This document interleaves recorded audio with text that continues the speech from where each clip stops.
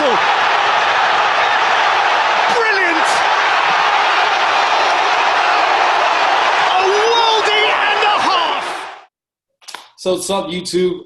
I got a new segment as part of my channel today. It's really interesting. I'm going to be doing a lot of interviewing some soccer players, some professional soccer players, some up-and-coming professional soccer players, amateur soccer players, some coaches as well, and just a lot of people in the industry. And we're basically trying to take it to the top. So for the first episode of this segment, I got a special guest right here. He goes by the name of Junior Mdlongwa. And yeah, he's going to talk to us a little bit about himself and where he's at in his soccer journey. So I'm excited. Junior, you good, bro? I'm good, bro. How's everything? Good. All right. You look a little nervous, man. You look a little nervous. You're not nervous. All right. So let's get straight into it. Let's start from the beginning, man. Like, where did it all start? Like, how did it all begin, your football journey? Like, from when you were a kid? It started when I was about 9 years old. I remember I was actually playing FIFA, just playing FIFA 09 at my grand's house.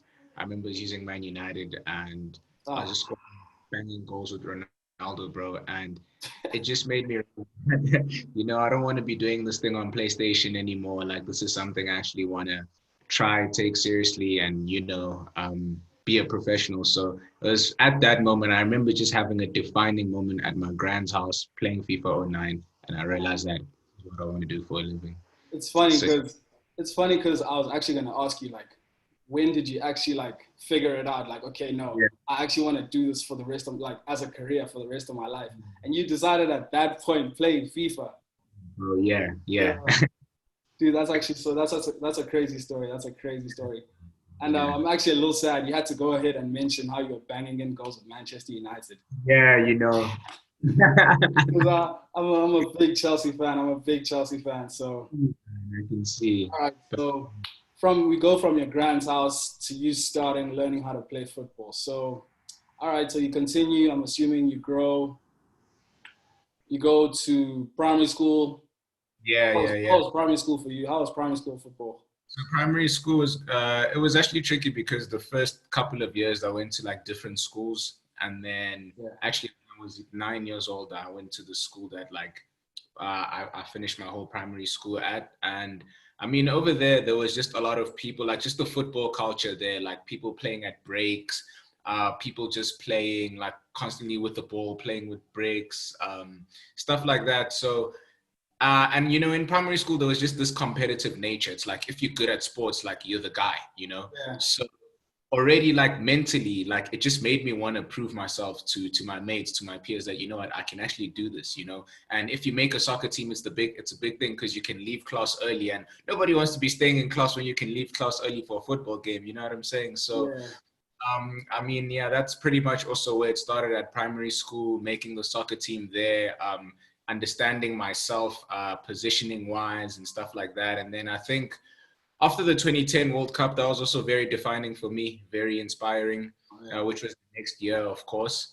And then 2011 was when I was established my position. That's when I actually played for a club for my first time. And then what club was that, by the way? It's called Blue Tigers. It's in Midrand. Okay. So then there, they just played me left wing, that position. And, because I'm a big Man United fan, Ryan Giggs was my inspiration, So I was always just programmed to be a classical winger, run straight down the line, cross the ball, That was just how I was programmed to play. And then that year, I actually won my first football trophy, Playmaker of the Year for most assists. So just those small things made me realize, like, yo, man, you can actually continue with this. Like, just keep going, So, yeah. That's crazy. So you go from winning an award in primary school, and I understand you went to Crawford in high school, right?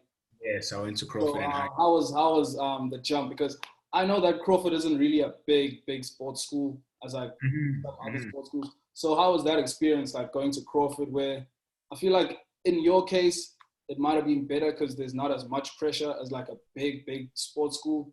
So you're probably playing with a lot more freedom. So how was that experience? Well, I mean, because I went, so I actually joined Crawford like in the middle of the year. I didn't join in the beginning of the year.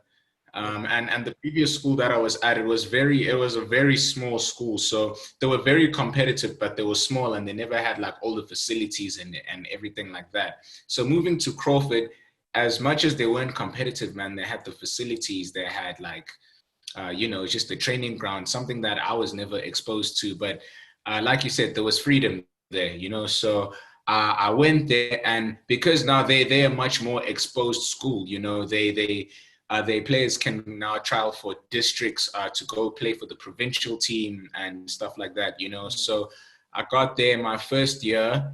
I was top scorer in my team, and then I made the district team, and then I won Player of the Year that very year, and that was the first time for me that I was actually valued as a person and as a player, because in my previous school, all the guys were better than me. Like everyone was just better than me, and there was so much pressure, like I said. But when I went to Crawford, it was just a whole different dynamic. I was able to express myself more. I was able to just find myself, So that year was also very defining for me. And then the next year, because I went from under 15 straight into first team the next year, vice captain of first team. They really liked my personality because I'm a very expressive person when I'm on the pitch. I'm somebody, I like to empower my teammates. I like to show them what they can do. I'm not someone who likes to point out the mistakes. I'm someone who likes to encourage, because I feel like if people see that, you're cared about, they're going to want to perform for you. You know what I'm saying? So I think I got bumped, that big bump from 15 to first team, because of the personality, because of the desire. And yeah, man, it just went kind of uphill from there. Because another thing that people forget is that a team sport, you have to be able to rely on your teammates.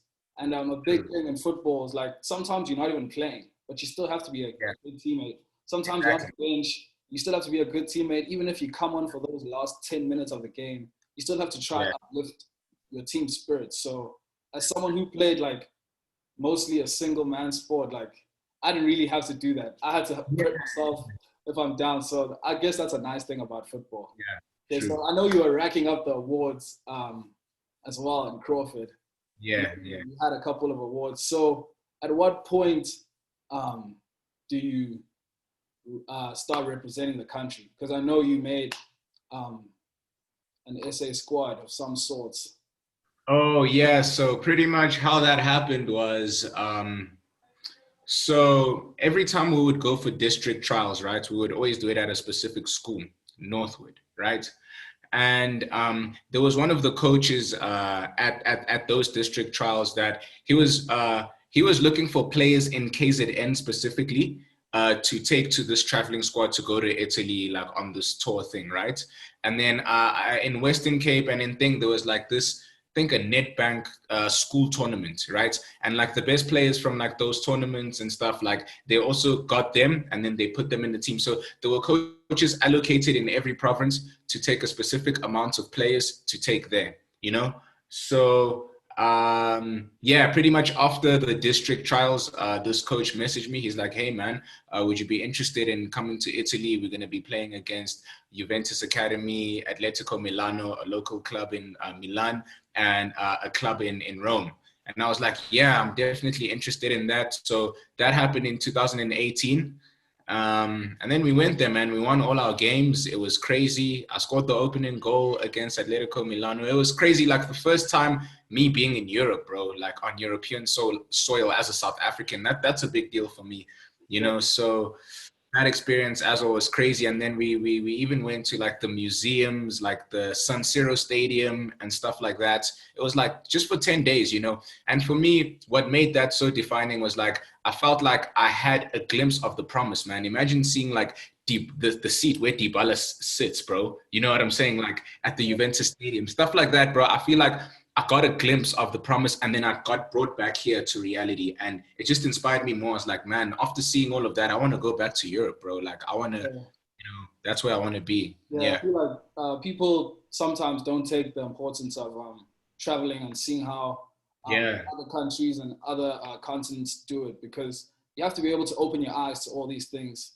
and also remind yourself that actually I'm not as big as I am. I need to carry on working harder. I need to keep on going. Like the dream, if you're trying to chase the dream, you have to be willing to like travel and be willing to realize that I actually have to work harder. So, True. so that sounds like it was a crazy experience. I'm sure it was crazy. So after that, so I want to talk about how does the Manchester United actually, I'm sorry, not Manchester United. How do you get to Manchester? Because I know you were there. This is what happened, right? Yeah. So my parents are very big on school and education, you know? Yeah. So they were like, as soon as you finish your matric in high school, we can accommodate for your dreams of football, but you also need to get educated, right? So I actually applied for a university in Manchester, right? So my primary thing to go to Manchester was for education. And then they told me that because of my matric, I'm not qualified. Let me first do a 6-month bridging course. Then from there, I can qualify to go to a university. So I was like, okay, cool. So then I went to this bridging course place. It's called Into Manchester. It's like in the city of Manchester, right? And then I went there, and the thing is, like, right next to them, there's this gym. Like, there's a gym. It's called JD Sports Gym, right? Yeah. We're actually going to get to that. Oh, okay. Then, yeah, okay. Let me keep so it. that's how it basically happened. Yeah, that's how, yeah, school. All right, school. all right. So at this point, you're already still in the back of your mind. You know, okay, yeah, I'm doing school because I need to get educated. It's important. But at the same time, the number one thing, obviously, on your list is football, right? And okay, so I'm sure do you think it was a bit of a culture shock, like having to stay there? In a way, yes, but I had a feeling that it would be different. To be honest, I think I expected much worse than it happened. I thought that I'd maybe encounter like racism or just not being accepted because I'm from South Africa, but it was pretty different. I think because in the city that I was at, there's a lot of university students from all around the world, so they really do accommodate for people that just come from all over. So it was a really great experience. I'm not gonna lie. Okay, so let's talk a little bit about Joel Downs, because I've seen them around. I know they're big on training athletes, right? Yes. Pretty sure they have a big focus on athletes. And I mean, I've seen your socials as well. You training there, posting some training videos, explaining some like really important things that you have to do as not even just as a soccer player, just as an athlete in general. Like you have to be strong all around, not just, some people just think it's all legs. Nah, it's the whole body. So how was that experience? And let's talk about how that elevated your football to a different level. Okay, so pretty much what happened was I understood that the football system in the UK, in order to find a club, you need an agent. So communication wise, whatever. So firstly, I went on the internet, and there's this thing called UK trials, you know. So I got to the UK in January, the trials were in September. So when I went to the gym, looking for a trainer, I was like, I want somebody who's going to prepare me for these trials, you know? So the lady was there. She showed me all of these people. She showed me their resume. And then I saw Joel Donés. So it's this guy from Spain. As you know, he's been training me, who has coached professional teams in Hong Kong, teams in Spain. And I was like, this is the guy that I want to work with, right? And to be honest, I thought that because I used to train on my own and stuff, I kind of knew a lot about my body, but I didn't. You know, there was the experience with him was very eye-opening, because he showed me things like mobility, you know, things like balance, you know, things like core, like the smallest details that we actually don't know about, the most boring things that actually make a huge difference in your game. You know, so he asked me, what position do you play and what do you want to get out of your game? I was like, I play on the wing. I just want to be stronger and I want to be more explosive. He's like, okay, let's go there. He's like, first of all, your hips are weak. You have no mobility. You have no range of motion. So we're first going to start with stretches, though. The first month is just stretches. It's not the fun stuff. It's not the jump squats or what. We're just going to be stretching. We're going to be improving your range of motion. So that just helped me understand myself, my body, and everything. Then he's like, secondly, your left leg is stronger than your right leg. So they need to be the same strength, because when you're running, it can't be an imbalance, because that's going to give you injuries. So you see, just those small details taught me a lot about my body, taught me a lot about why I used to get injured in the past and stuff like that. And then once we started correcting those small mistakes, it just went uphill. We just started elevating it from there. And man, I'm truly grateful for him because he's actually the reason I went to Spain, believe it or not. It was through him that I went to Spain. I don't know if you're going to ask that later, so I don't want to get too deep into that. But my experience with him it was So, crazy. because Like, I also right. want to talk, yeah, because I also want to talk about bridging the gap because a lot of the time as well, just actually going back to the training, how sometimes as athletes just train to get better, get faster, get stronger, but they actually forget the injury prevention part, which is a big, especially for the longevity of your career. You have to be training those muscles. You have to be like trying to prevent injuries from happening so that you can last long as a footballer.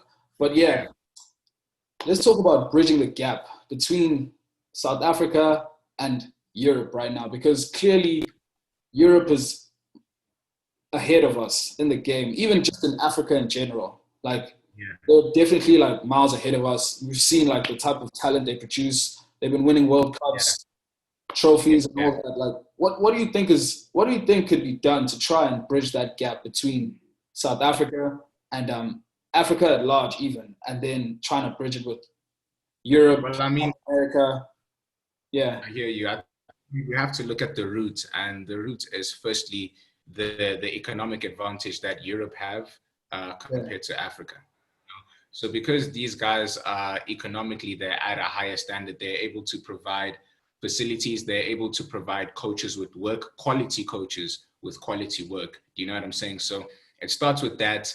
And then after that, I think it's also just passion. You know, I feel like not in a disrespectful way, but I mean, there is a bit of bribery and stuff like that that happens here, you know. I think here some coaches just want to benefit like money wise, especially in the lower leagues, not in the higher, but like in things like provincial soccer, high school. It's more about who you know, or some people just pay their way into their system. And I think that's not gonna help us change, man. It's about the quality players and to get us on top. You know what I'm saying? And then another problem is that, like, I'm sure you've seen in France, man, the team that won the World Cup in France, how many black people have you seen there? So in countries like Senegal and stuff like that, these people are taking these guys and putting them into France, giving them. I actually saw Man. Bukayo Saka. He's like Nigerian, and now he's playing for England. Exactly, bro. So they taking our players as well, bro.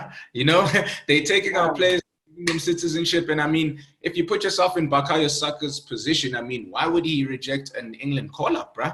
You know, he's got a higher chance of winning a World Cup in England. You know what I'm saying? Plus the pedigree as well is big. And the players going to be playing with as well. Yeah. It's hard, man. But yeah, because I'm really interested in seeing how like South Africa can bridge the gap, man. Like, because I'm a big football fan, man, and I love it when players like go overseas. We see Percy Tau right now. He's doing really well at Anderlecht. We've seen Benny McCarthy do big things like Steven Pienaar. So it's possible.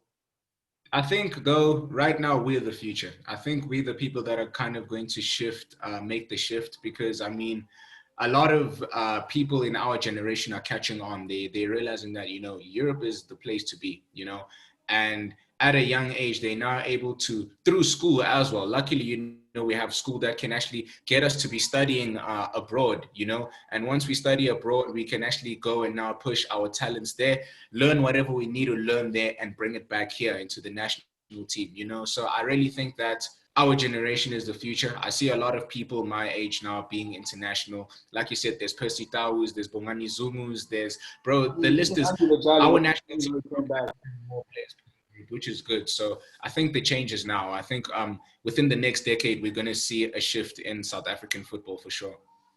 All right. So, okay, going back to you. So you go from high school to Manchester, crazy ride. Yeah. And then obviously Spain. Sant Cugat, how do you pronounce it? Sant Cugat. Sant Cugat. Okay. I mean, I went to Spain, man, for a little bit. I learned the language for like 2 weeks. So, but yeah. Spain, obviously, man. You got your Xavis and Iniesta. It's crazy. Yeah. So how did that come about? Like at what point did you decide to go that way? What actually happened was while I was doing my training with my personal trainer, there's an agent that actually saw me, right? And this guy was like, hey, man, I want you to come and trial for a local team, the best under 23 team in the league. It's called FC United of Manchester. You know, they play against Wigan under 23s. They play against Norwich under 23s. So I went there and I trialed there, and then they were like, okay, we can't sign you right now because we're in the middle of the season. Stay and train with us until the end of the season, you know? Yeah. And then I was okay, cool. So my initial plan was to stay in England and to represent FC United of Manchester, right? And then throughout that process, while I was training with my personal trainer, he got an offer from Captiva Sports Academy, which is the academy I actually represent now in Spain, to be their,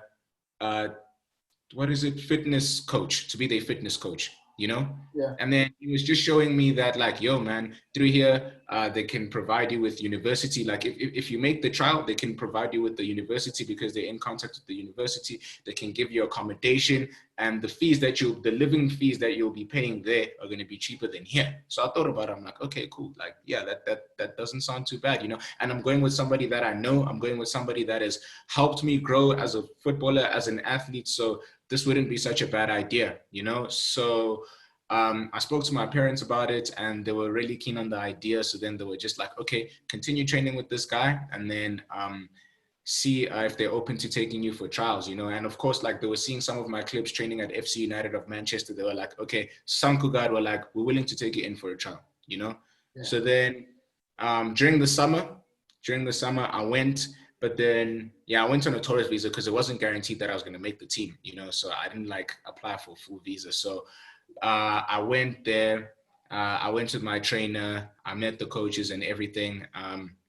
And then I had my first training session there. And the first training session there was like a game. We played a game.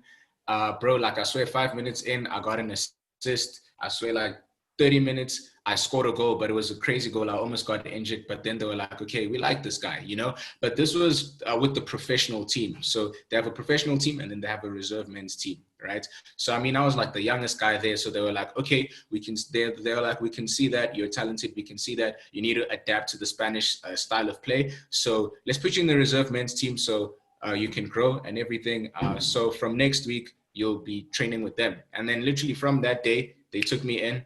And then I was in the team that I'm playing in now. So it was literally from that first day, from the first trial, they took me in. And yeah. You're in SA right now, right? Excuse me? I'm saying you're in SA right now. Yes, I'm in. You're going to go back, right? I'm saying you're going to go back now that... Yeah, I'm going to go. Yeah. Okay, so actually speaking about that, I like how you were talking about your agents and having to speak to your trainers and your parents.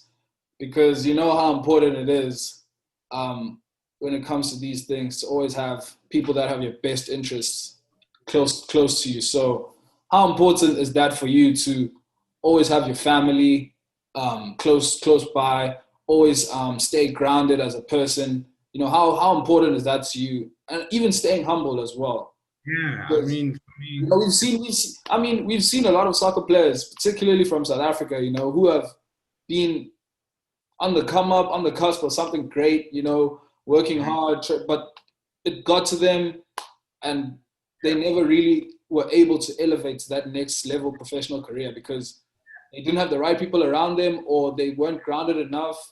You know what I mean? Like, so how important is that for you? For me, it's very important because, I mean, my family are the people that have known me before the world or the social media has known me. You know what I'm saying? They're the people that know me for who I truly am. And like you said, they have my best interest at heart, man. You know, so for me, I think they're my main source of inspiration because they know how much I love this game. They know where I want to be. So they're also able to hold me accountable when I go out of line. Other people that don't really know you like that, when you go the wrong direction, they don't really care, man, because I mean, they don't know you like that. They're all focused on their own things, but your family can be like, hey man, you came here for a certain mission. You seem like you're going out of line. What's going on? And, you know, these type of things, you know, just bring you back in direction. And another thing that I take into consideration is, bro, the rand to the euro is like 20 rand. €1, Yeah. you know? So I understand how much money my parents are paying for me to be living in Spain. I don't take that for granted, bro. You know what I'm saying? Those type of things are what also motivate me to work. The fact that my dad is investing in me, the fact that he believes in me, he's going to pay that much money for me to stay there. That motivates me, man. That already shows that this guy sees the vision. So it would be really disappointing for me to disappoint them, man. Honestly, it would be like, come on, dog, you know? Yeah. I like that, man. Yeah.